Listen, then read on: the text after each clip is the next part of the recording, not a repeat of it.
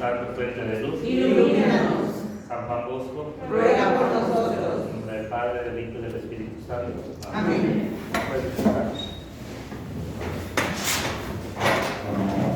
Muy bien, vamos a iniciar con el tema del día de hoy. Nada más, antes de iniciar, ¿alguien recuerda sobre la introducción que vimos hace 15 días? Porque hace 8 días tuvieron sus ejercicios espirituales. Ya están las amarras guiantes, ya los veo. Casi ni cambiaron, van a traer los dedos de todos. Están transfigurados. Felicidades por sus ejercicios espirituales. Y de la vez pasada que estuvimos viendo sobre la introducción de las cartas católicas, ¿alguien recuerda por qué le llamamos católicas? Porque son universales. Son universales, es decir, no están enfocados a una sola comunidad en específico, está abierto a todos los cristianos. ¿Cuáles son otros nombres que le podemos dar a estas cartas? Epístolas generales, canónicas, cartas celestiales. Exactamente. Tienen un parte del género epistolar y generales porque pues no sé yo quería terminar generales porque tocan como todos los temas en sí del mismo cristianismo. Decíamos que son canónicas porque pues están dentro del canon, nos están hablando sobre la norma, sobre lo recto, y también como cartas eclesiales porque pues está dirigido tal cual como a las iglesias en un ambiente como más práctico. Muy bien, recuerdan también algunas características de estas cartas. Suelen ser breves exposiciones y sentencias doctrinales. Exactamente, son como de cortito pero muy profundo lo que nos dicen. ¿Qué otra cosa? ¿Qué tenían como objetivo? ¿No tienen el mismo carácter epistolar? Esa es otra de las características. Defender la fuerza o la pureza de la fe para que no se estuvieran ahí como dejando llevar por falsas creencias. Muy bien. Y pues en sí vimos también algo sobre el orden que más o menos planteaban las cartas bíblicamente. ¿Recuerdan por qué decíamos? ¿O en base a qué? Un texto. Pues sí lo dijo en el video. Sí. Sí. De Gálatas Gálatas 2:9. 2:9 dice, por eso Santiago, Cefas y Juan. Entonces así los acomodamos, Santiago, primera y segunda de Pedro, y 1, 2 y 3 de Juan, y al último Judas. Muy bien. Bueno, pues hoy vamos a iniciar. Ya como dijimos, vamos a estar viendo cada una de ellas. Hoy iniciamos con la carta a Santiago. Carta de Santiago, perdón.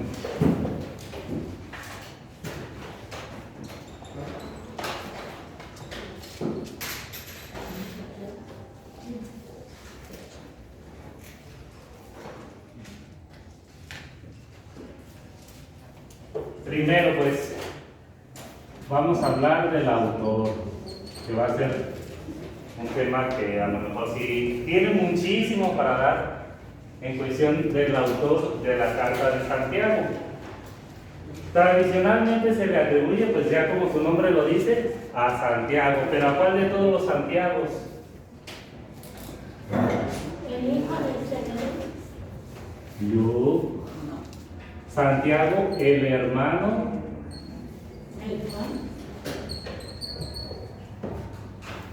El hermano de Jesús o el hermano del Señor. Recordemos aquí la connotación de hermano, no quiere decir que es su hermano biológico, sino que lo ponemos así porque así es como lo menciona la Sagrada Escritura.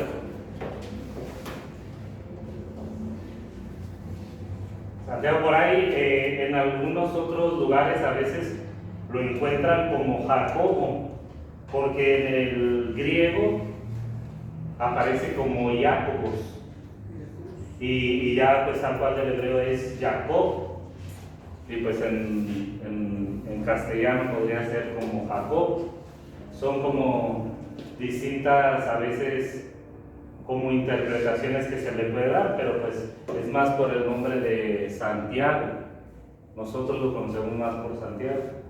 Y si se fijan, pues es también por la misma abreviatura o el conjunto que tiene de Santiago. Ahí ya no ponemos Santo Santiago o San Santiago, sino que ahí ya va implícito la santidad, por decirlo, el santo. Pero bueno, ese es otro tema que ahorita tampoco vamos a ver. Pero decimos, el autor es el hermano del Señor. Ya en algunos textos nos va a estar hablando sobre este Santiago, pero curiosamente este Santiago no es ninguno de los dos apóstoles que llevan el nombre de Santiago. ¿Por qué? ¿Recuerdan cuáles son los Santiagos que aparecen en el Evangelio? Sí, Santiago. Santiago, que es el hijo de Alfeo, y está el otro Santiago, que es el hijo de Zebedeo. ¿El primer hijo de qué? De Alfeo. ¿Alfeo? Alfeo, al bonito, al que quieran. Es Santiago, hijo de Alfeo, y el otro es hijo de Zebedeo. Esos son los dos apóstoles que aparecen en el Evangelio como apóstoles, pero ninguno de ellos dos es el hermano del Señor. ¿Recuerdan el pasaje cuando allí están afuera tu madre y tus hermanos? Sí. Pues ahí ya se encontraba Santiago, este Santiago, que también en la tradición lo vamos a conocer porque es el que se empieza a encargar de la comunidad de Jerusalén. Y toma en cierta manera como esa autoridad, y pues la gente en ese sentido responde de una manera positiva. Entonces, para poder ir descifrando, bueno, hay todavía como cierta polémica, por decirlo, en lo que es el autor de esta carta. Porque, por ejemplo, del que sí de plano descartamos, de Zebedeo, no. Hay algunos biblistas que llegan a decir que posiblemente Santiago, el hijo de Alfeo, pudiera ser el autor de la carta, que sería como el hermano de nuestro Señor Jesucristo, pero la mayoría tiende a decir que no. Es un Santiago muy distinto y muy aparte de los evangelios, hablando de los apóstoles. Entonces, ya ahorita ahí en su manual viene una serie de textos bíblicos que nos van a ayudar para ir comprendiendo este autor.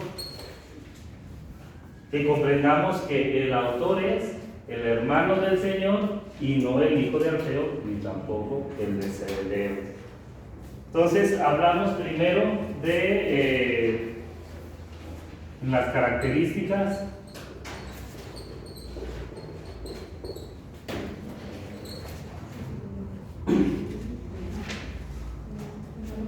Hablamos de un cristiano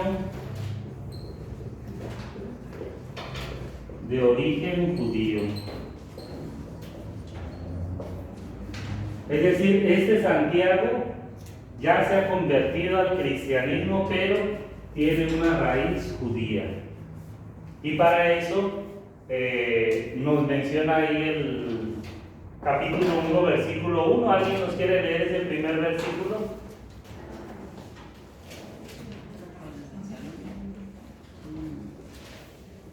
¿Es el saludo? Santiago, siervo de Dios y de Jesucristo, el Señor, saluda a todos los miembros del pueblo de Dios dispersos por el mundo. Produce, no. Hasta ahí. Hasta ahí. Hay 1:1. ¿Alguien tiene la otra traducción? Santiago, servidor de Dios y de Cristo Jesús, el Señor, saluda a las 12 tribus dispersas en medio de las naciones. Muy bien. Si se fijan, ahí nos habla, por ejemplo, en este primero, nos habla de las 12, de las tribus, nada más dice tribus de dispersión. No, aquí sí dice a las 12. Sí, ¿verdad? Sí, A las 12 tribus 12 dispersas tribus. en medio de las naciones. Ese es 1:1 en la Biblia. Si se fijan, decimos que es de un origen judío porque toma como referencia 12 tribus. Recordemos que el fundamento del pueblo de Israel son las 12 tribus de Israel. Pero nos habla de 12 tribus que se encuentran en dispersión. ¿Hace referencia únicamente a las tribus de Israel? No. Está haciendo referencia a las nuevas 12 tribus, haciendo referencia como a los apóstoles, al nuevo pueblo de Dios que se encuentra en dispersión.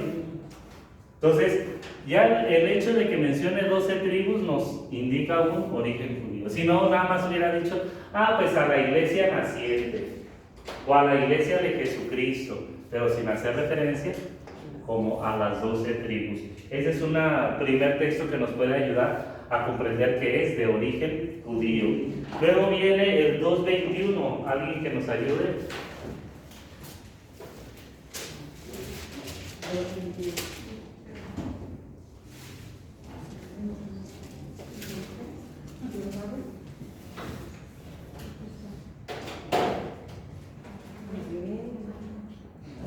Abraham, nuestro padre, no alcanzó la justificación de las obras cuando ofreció a su hijo Isaac sobre el altar.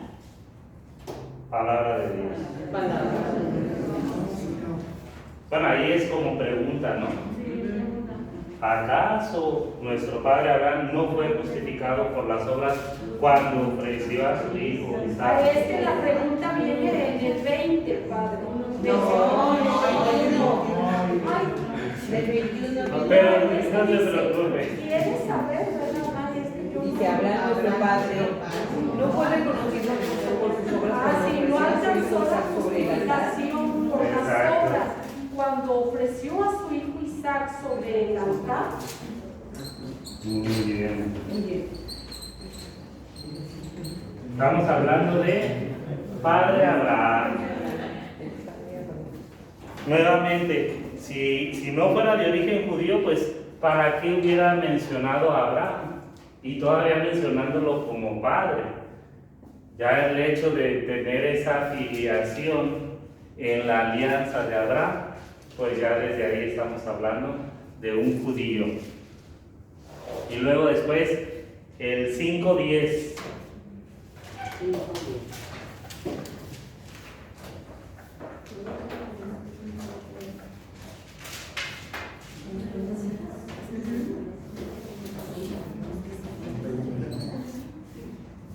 Tengan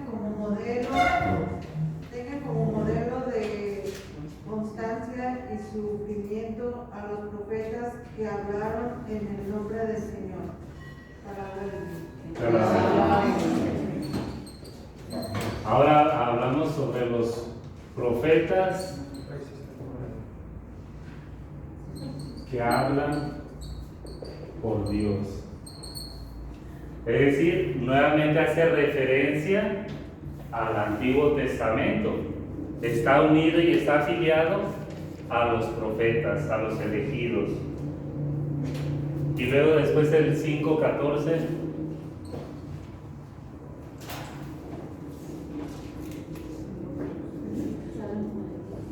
Sí, por favor. Hay algún enfermo que llame a los ancianos de la iglesia, que oren por él y lo unjan con aceite en el nombre del Señor. Palabra de Dios. Aquí la unción.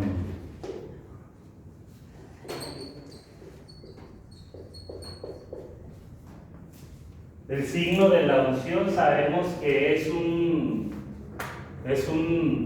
signo que viene también desde antiguo.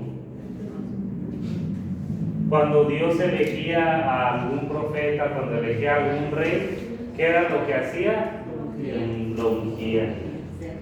Y aquí ya, cuando habla de la unción, también nos habla de la iglesia, de los presbíteros o ancianos.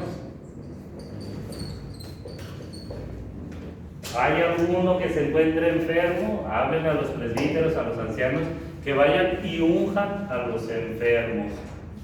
Dice a los presbíteros de la iglesia, o a los ancianos, para que los unjan. Es decir, nuevamente el signo de fortaleza del Señor.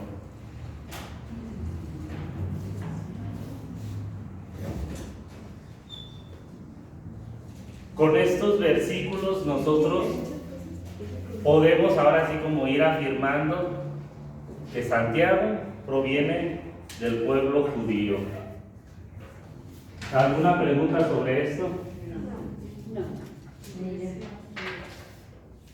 Muy bien, otra característica de este autor es que es maestro y jefe de la comunidad.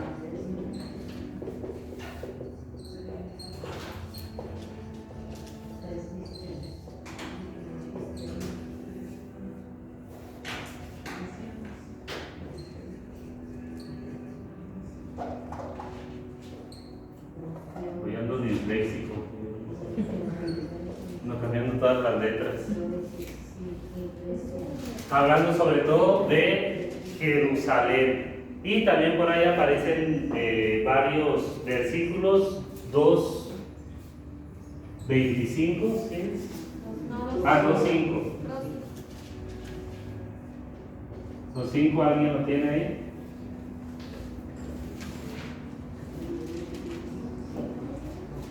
Yo, Padre. Escuchar, hermanos míos queridos. ¿Acaso no ha sufrido Dios a los pobres según el mundo como ricos en la fe y herederos del reino que prometió a los que le aman? Te alabamos.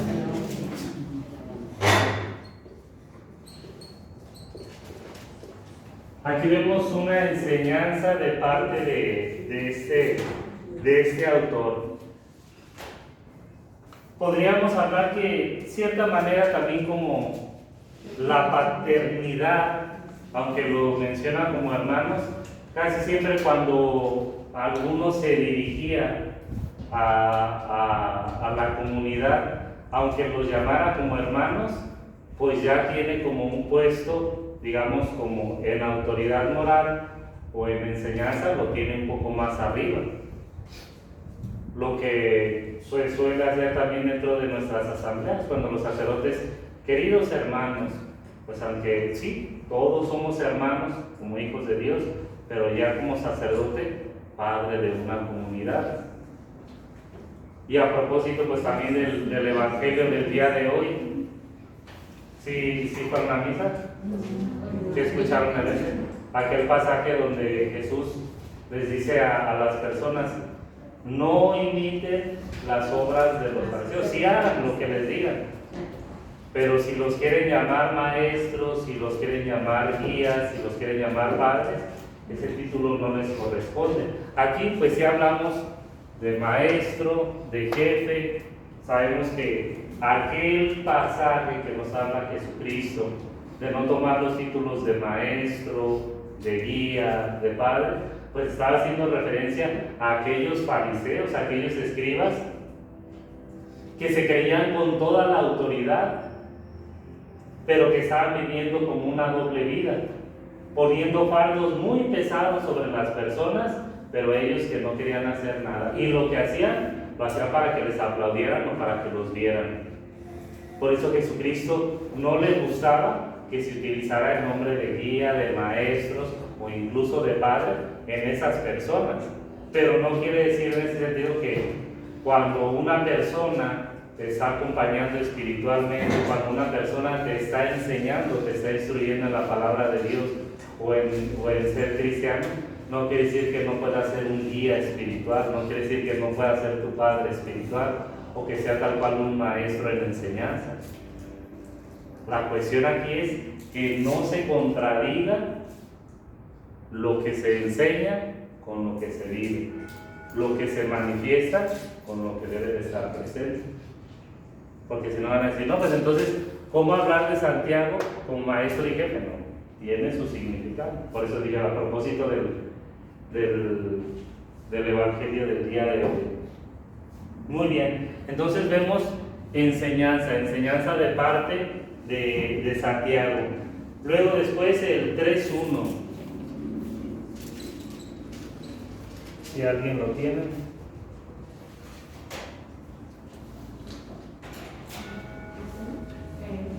No quieran ser maestros muchos de ustedes, hermanos míos, sabiendo que tendremos un juicio más severo. Palabra de Dios.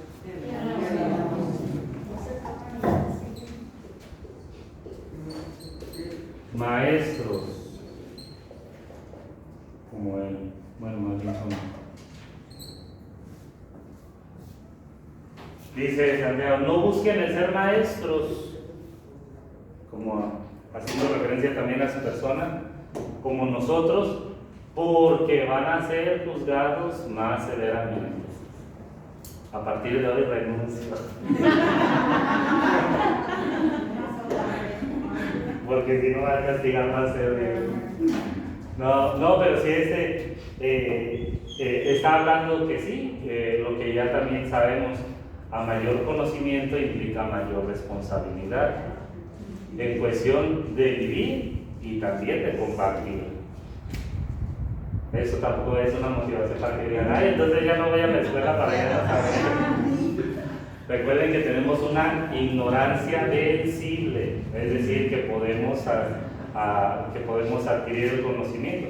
Si fuera una ignorancia invencible, algo que supera nuestras capacidades o que no se me es permitido, que de alguna u otra manera no lo pueda alcanzar, bueno, pues eso, digamos, está justificado, pero cuando se tienen los elementos, hay que responder a la enseñanza que Dios nos da. Y luego el 4, 1 y el 13, no del 1 al 13, 1 y 13. 4.1. De donde surgen los conflictos y las luchas que hay entre ustedes, sin duda de las pasiones que llevan siempre en pie de guerra en su interior. Muy bien, y luego el 13. La 13. En cuanto a ustedes, los que dicen hoy o mañana iremos a tal ciudad y pasaremos ahí el año negociando y enriqueciéndonos. Muy bien. Palabra de Dios.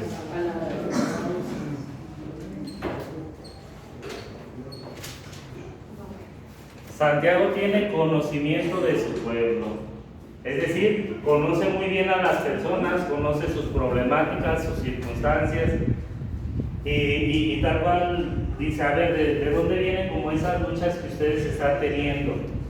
Conoce muy bien cuál es la debilidad de cada uno de ellos y pues ya aquí vemos lo demás de la enseñanza que va en la cuestión espiritual, sabiendo que no viene de lo material, sino que debe de venir de lo espiritual. Y por último el 5, 1 y 13 también.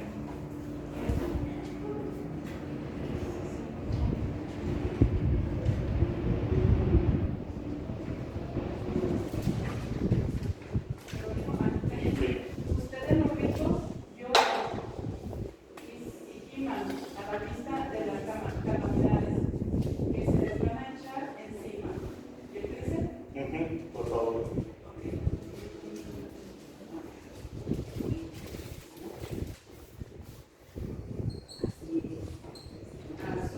¿Sufre alguno de ustedes? Que oren, está gozoso, que alabe al Señor. Muy bien. Palabra de Dios. Si se fijan en esta parte, bueno, al igual que toda la carta, encontramos como esos proverbios y esa sabiduría que va dirigida a sus lectores. Algo muy característico que vamos a ver en esta carta de Santiago es que tiene como base también, sobre todo del Evangelio de Mateo, lo que son como los capítulos del 5 al 7, que nos está hablando más sobre las enseñanzas de nuestro Señor Jesucristo en el Sermón del Monte de la Montaña, y también lo que va a ser los proverbios y el eclesiástico, sobre todo, más bien como el eclesiástico, van a ser, digamos, como tipo lo que se cree como las bases para la carta de Santiago. Ya después sí viene por acá más adelantito lo de las fuentes. Vamos a ver que al menos trata como, digamos, como si hubiera leído eso y hubiera hecho una síntesis ya más cristiana y actualizada. Y es maestro y jefe de la comunidad justamente por eso, por las enseñanzas, por la sabiduría que va mostrando y el conocimiento que tiene de su pueblo, de sus dirigidos. Al menos ahorita aquí hablando de su comunidad, pero que sabemos que se puede aplicar fácilmente en cualquier otra comunidad. ¿De eso hay alguna pregunta o alguna duda? ¿No? Entonces, pues vamos.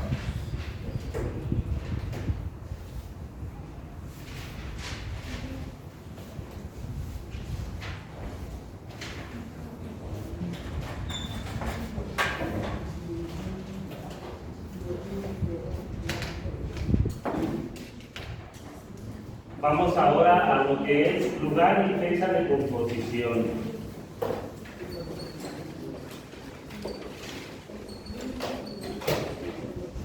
Bueno, pues por el lugar, yo pienso que ya podemos como deducir fácilmente dónde fue el lugar de composición, ¿no? ¿Cuál sería? Jerusalén. Si estamos diciendo que se encontraba en Jerusalén, lo más probable es que escrito en Jerusalén.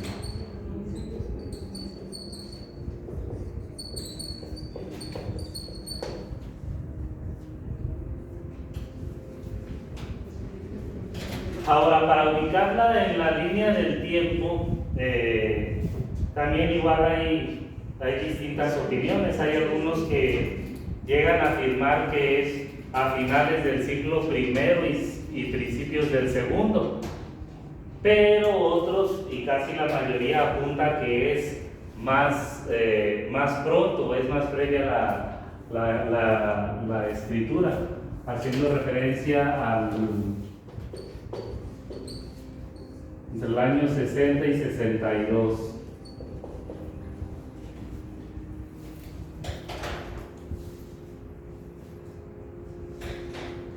Más o menos siendo contemporánea al Evangelio de este Marcos. Muchos llegan a afirmar que fue hasta después de esta fecha, porque ya, por ejemplo, los proverbios o las frases que empieza a utilizar es digamos como ya cuando se ha ido como desmenuzando más el Evangelio, cuando se ha ido, digamos, propagando, ha ido cobrando más fuerza, ha ido como madurando, un poco decirlo, y por eso muchos dicen, no, la teología pertenece más como a las comunidades que se encontraban ya después del siglo I, o que andaban más o menos en los finales del siglo I y principios del segundo, no tan pronto, porque pues aquí estamos hablando de pocos años, casi 30 años después de nuestro Señor Jesucristo. Estamos hablando que también pues sería de los primeros escritos del Nuevo Testamento. Pero pues más o menos es lo que la mayoría de los autores apuntan, que es entre el 60 y el 62 más o menos. Ahora ahí nos menciona sobre el destinatario. Bueno, de eso de lugar y fecha, ¿alguna pregunta?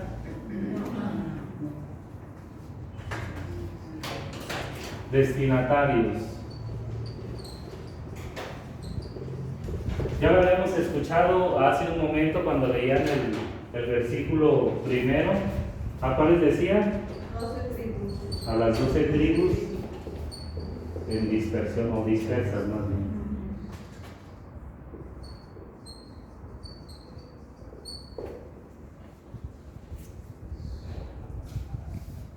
Ya decíamos, pues sí, podría tomar como referencia a lo mejor como de las 12 tribus de Israel, haciendo referencia al pueblo de Dios, pero recordemos, con Jesucristo nace el nuevo pueblo de Dios, o de alguna manera se crea el pueblo de Dios. Ya estaba creado un poco incipiente en lo que era el pueblo judío, pero con Jesucristo nace para toda la humanidad. Ahora sí viene esa salvación universal. Entonces, estas 12 tribus en dispersión, pues es igual a cristianos, a todos los cristianos.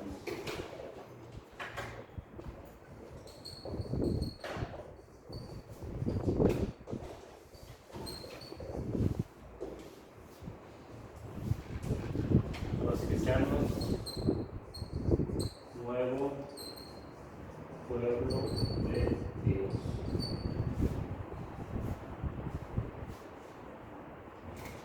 No descartamos el hecho que se dirija a los cristianos que tienen una procedencia judía y que forman parte pues de esas 12 tribus, pero pues sería como reducir muy poco digamos la carta únicamente a este tipo de personas, cuando fácilmente nos está hablando que es a nivel general.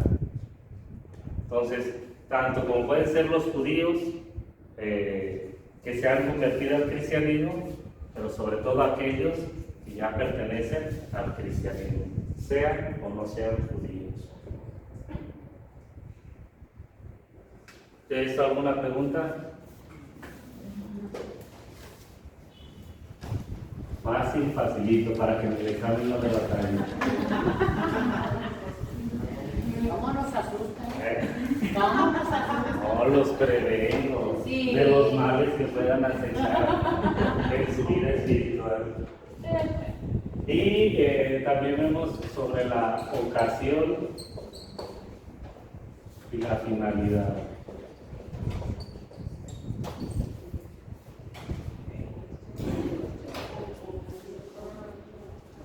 Bueno, primero debemos de mencionar que esta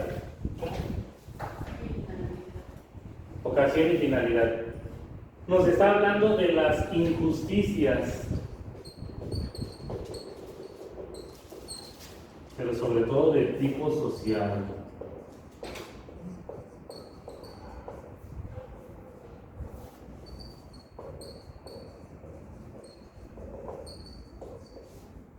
Recuerden que hace poco, antes de que iniciáramos la cuaresma, estuvimos viendo la carta de Santiago y ahí mirábamos, dice, las injusticias que se hacían dentro de la misma comunidad cristiana, incluso dentro de la misma asamblea, es decir, dentro de la misma misa.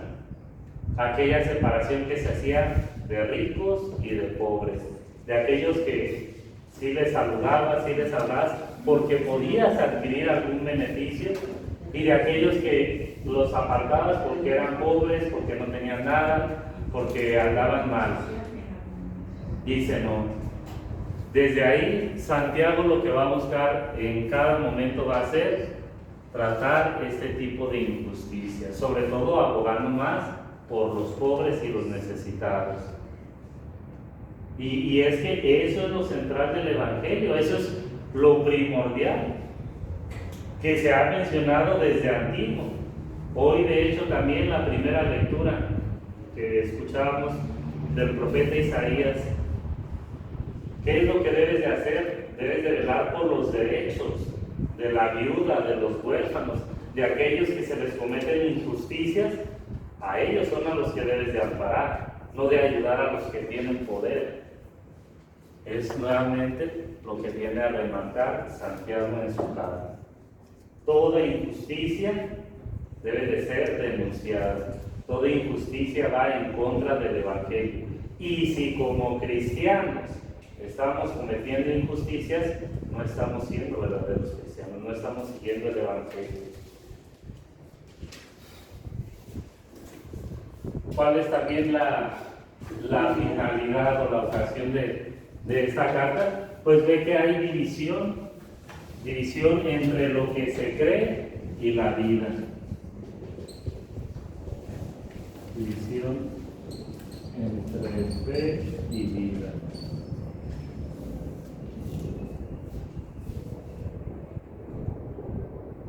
Muy fácil, a lo mejor, conocer los mandamientos del Señor, fácil saber lo que debemos de hacer, pero vivirlo es otro cuento.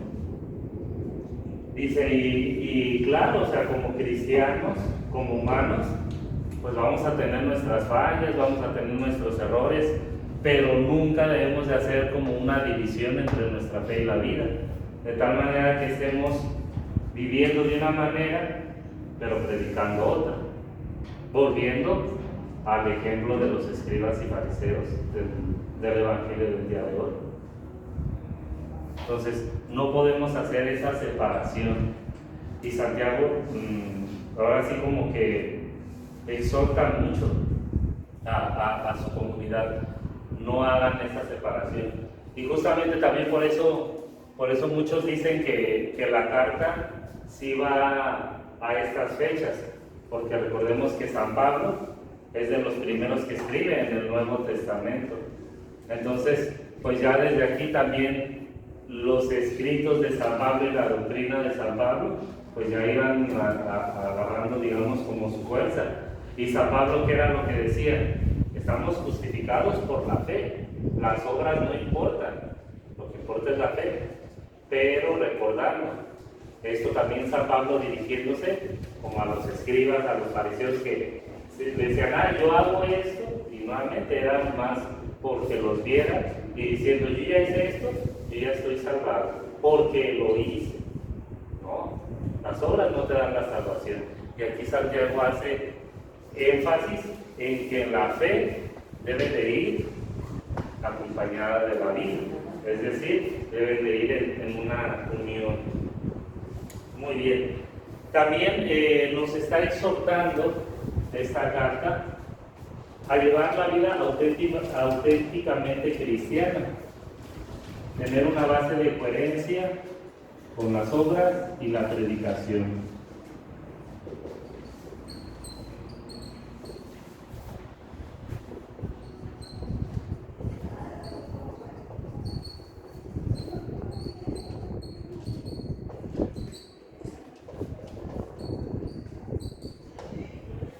Una vida auténticamente cristiana, la coherencia. Lo que ahorita ya mencionábamos sobre la fe y la vida.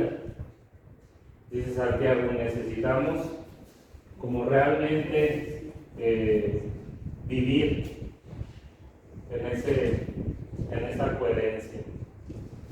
No decir una cosa y luego después hacer otra. Una fe que se base pues sobre todo en obras.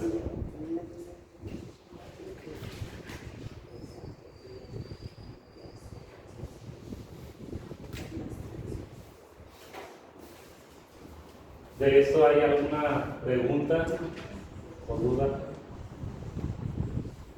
¿Todo bien?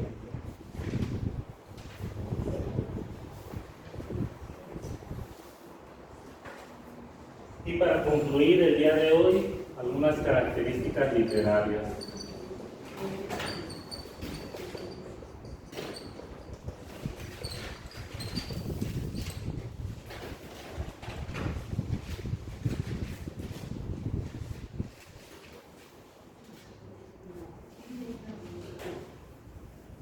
dentro de las características literarias, podríamos mencionar en un primer momento que fuera de lo que es el encabezado, como la introducción que vemos de la carta, no tiene tal cual un género literario como epistolar.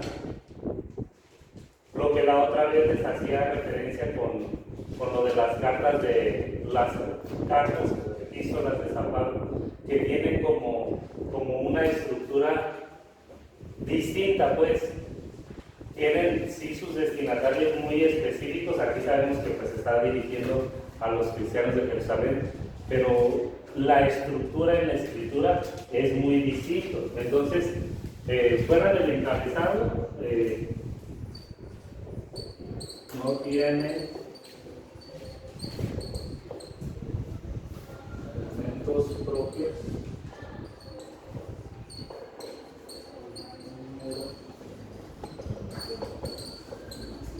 Epistolar.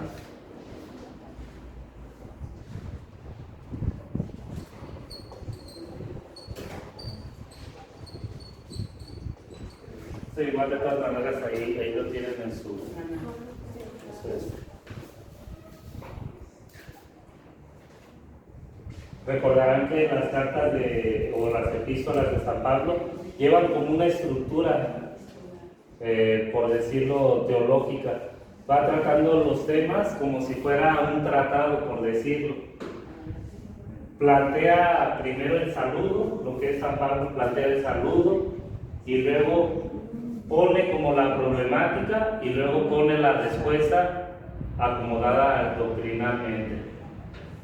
Podríamos decir, esa es como su forma de escribir de San Pablo, que es un género epistolar.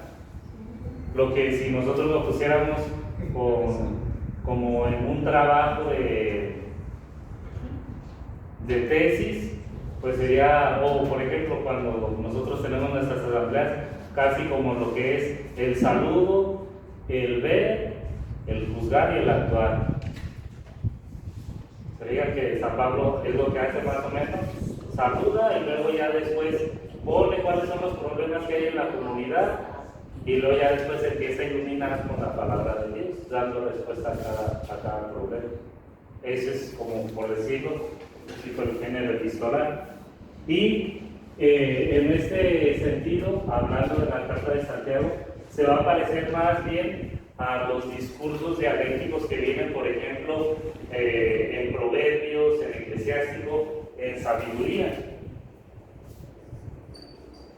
Usa un estilo de discurso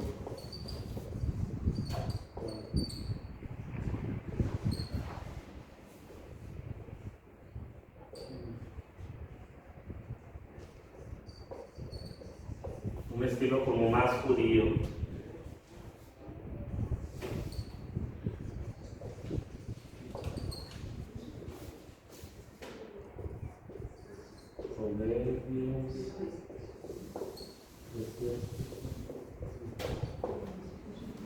Lo que les decía también hace rato, como también de lo que es como Proverbios eclesiásticos, utiliza la misma manera de escribir, pero también como que utiliza parte de la materia para plasmar sus enseñanzas. Y pues ya al final va a usar frases breves y concisas.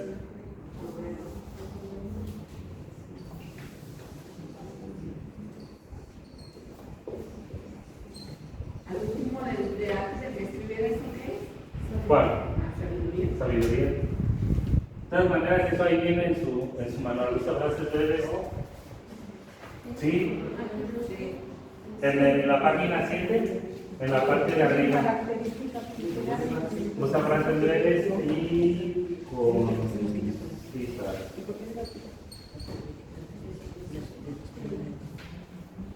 Tratando de tener un vocabulario, sobre todo, muy preciso y más variado.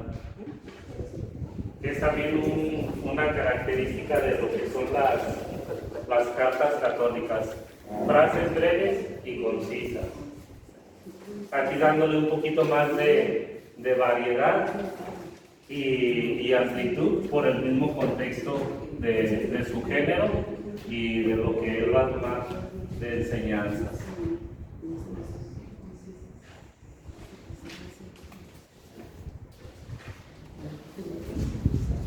¿Alguna pregunta?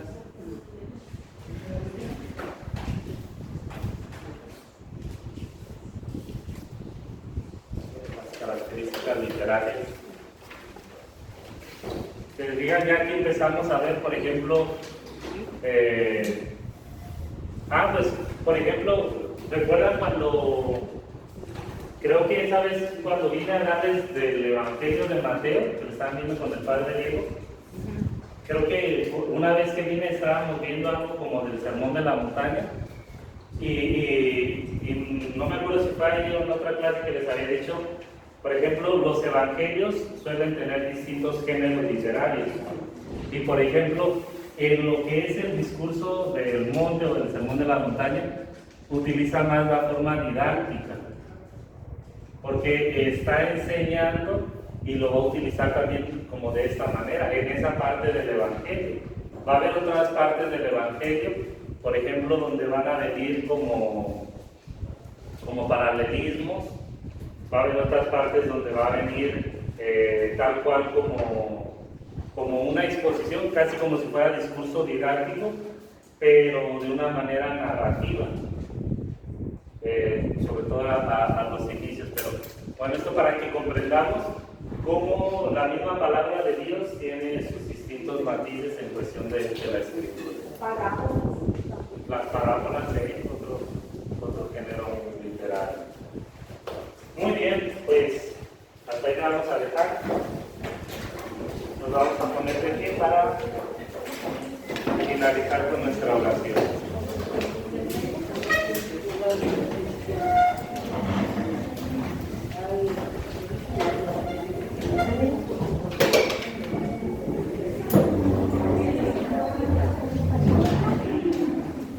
En el nombre del Padre, del Hijo y del Espíritu Santo. Amén. Dios te salve María, llena eres de gracia, El Señor es contigo. Bendita eres entre todas las mujeres y bendito es el fruto de tu vientre, Jesús. Santa María, Madre de Dios y Madre nuestra, ruega por nosotros pecadores, ahora y en la hora de nuestra muerte. Amén. el Señor esté con ustedes. La bendición de Dios Todopoderoso, Padre, Hijo y Espíritu Santo, descienda sobre ustedes y sus familias y les acompañe siempre.